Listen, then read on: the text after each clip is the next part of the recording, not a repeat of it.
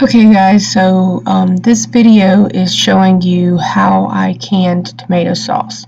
So my sister was selling vegetables and when she stopped, she had all these extra tomatoes, so she brought them to me to be canned.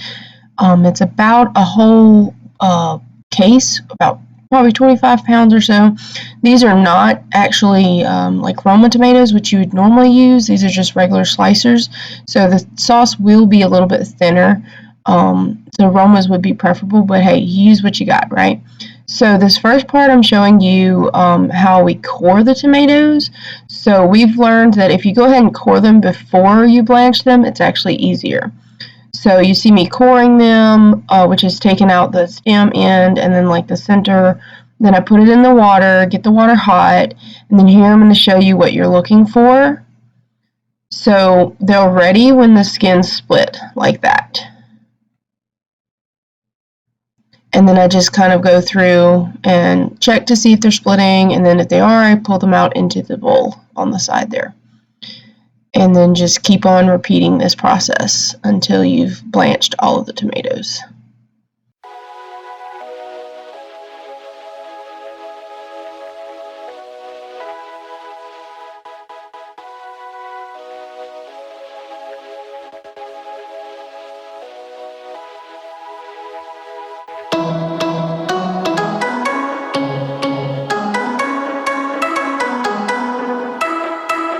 Okay, so I skipped over that. I thought I had videoed it, but I didn't. So basically, once they're blanched, you're just going to take them over to the sink, and you're just going to have the sink fill with cold water so that they'll cool.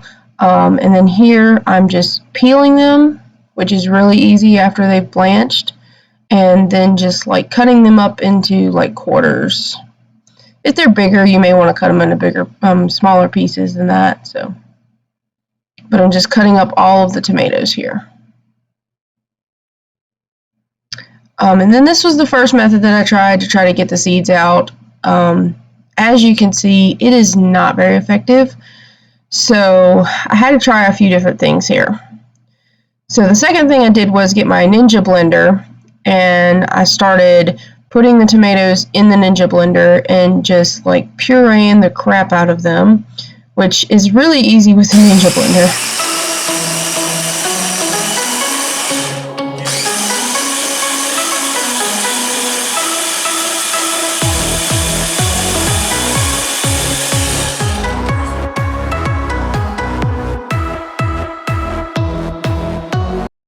Okay, so as you can see as I pour it, I pretty much like get it just to liquid state, which I didn't have it in the frame there, but I do show you later. So you can see it sitting there in the strainer, and it's pretty much like liquefied.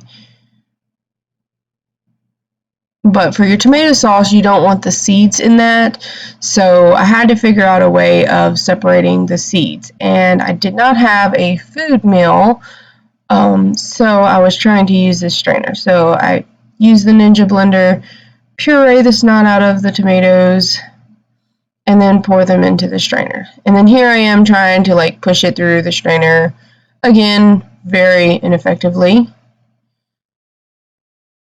It takes forever to do it this way. I don't recommend it.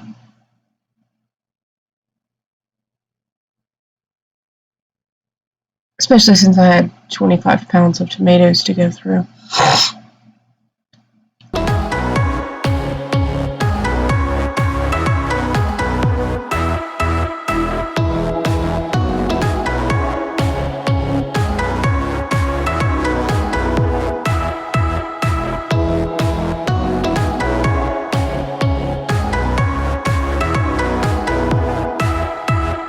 This is sped up like 3.5 times speed, so that gives you an idea of how long it's actually taking to do it in this way.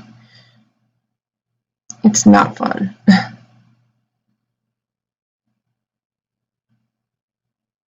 Okay, if you get the joke, you get the joke there. So it wasn't actually 3 days later, but it was 2 days later.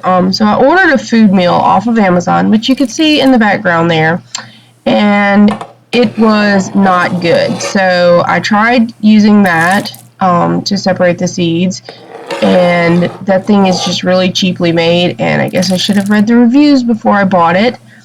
So now what I'm doing here is I kind of had like a moment where I was like, oh, wait a second, we do this with jelly all the time. So what I've done is just started putting it into a pillowcase, clean pillowcase that we use when we make jelly.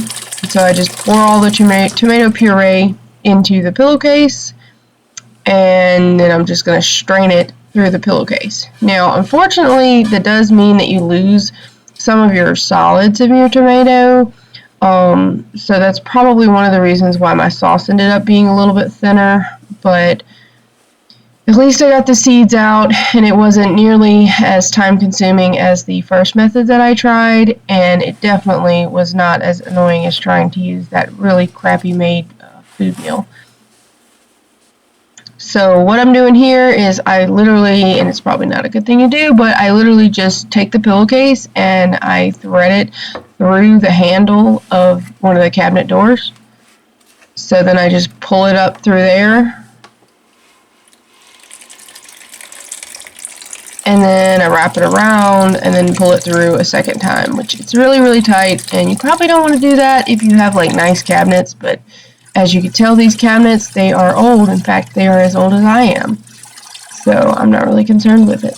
But then all I'm doing is just twisting it and squeezing as much of the juice and as much of the solids and pulp that will come out. Like I said, I do lose a little bit of my pulp, but you can tell based on what I started with that, you know, I do get a lot of it out. And this does take a while too, but it's better than the food meal. Okay, so then I put it on the stove and put it up on high. Sorry that my stove looks disgusting, but you're just gonna put it in there and get it on to boil. So there you can see like how much I started with in this pot. I think it's a 20-quart pot, so it's quite a bit. And then this is once it got to like a rolling boil. You can see how it like darkens and everything.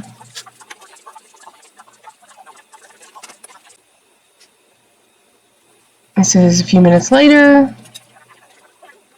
I mean, it's really going at this point.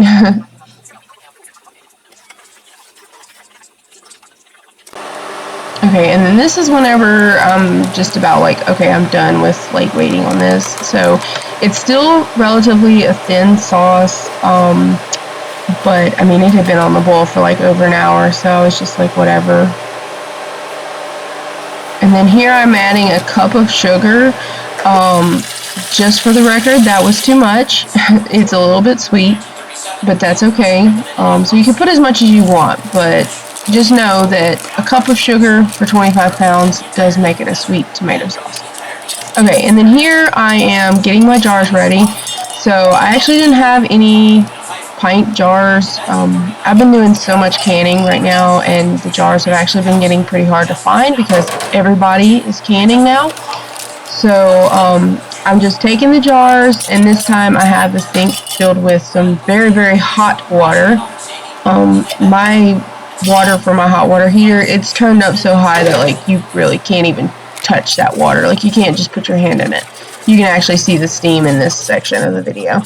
So I'm just taking all the jars and just putting them in the hot water to help like sterilize them. And also, like, I don't know if you've noticed, sometimes they have like a residue on them from the manufacturing, and so that just cleans the jars.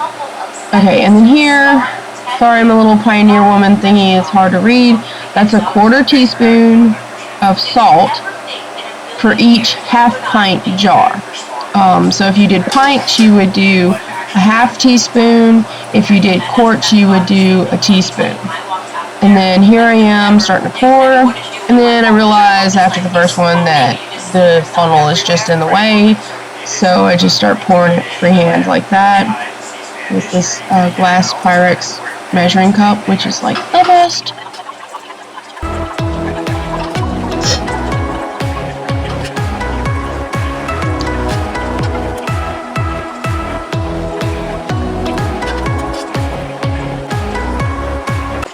Okay, and then make sure when you do this, any kind of canning, make sure you wipe the rims of the jars. If there is any kind of food residue on that rim where that sealing compound is, it will prevent it from sealing, which will cause your food to spoil. So that's what I'm doing there. And then here I am putting it in my pressure canner, but I'm not going to pressure can this because tomatoes are high acid and they don't need it. So I'm actually going to use my pressure canner as a water bath canner. Here's what it looks like when it's boiling. And so once it starts boiling on these, you want to do 35 minutes for tomatoes, whether it's sauce or whether it's canned tomatoes. Okay, and here's the finished product. I used every single half-pint jar that I had, and then actually had about a tablespoon or so that I just ate because there was nothing else to put it in. So that's what I got. Thanks for watching this video, guys. Sorry if it's a little long. Hope you learned something, and as always, thank you for watching. Make sure to like and subscribe. See you on the next one.